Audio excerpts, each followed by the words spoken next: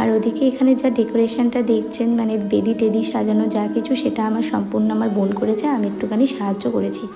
এখানে আমার মামি, আমার বোন হচ্ছে ফল, তারপরে হচ্ছে নৈবেদ্য, এই সমস্ত সাজাবার কাজ করছে। আমি এখানে হচ্ছে ঠাকুরমশাইকে আমি ঠাকুর দাদু বলি, তো তাকে আমি একটুখানি সাহায্য করে দিচ্ছি, এটা ওটা এগিয়ে আমাকে যা যা বলছিল সেটা আমি করছিলাম।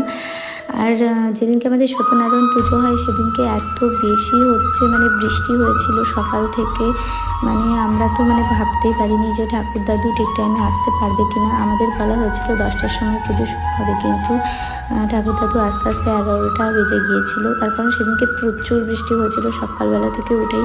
আমি যেটা করেছিলাম সেটা হচ্ছে সেদিনকে অনেক সকালবেলায় আমি বোন মা উঠে গিয়েছিলাম, তারপরে স্নান টান করে হচ্ছে নতুন জামা কাপড় পরে নিয়েছিলাম।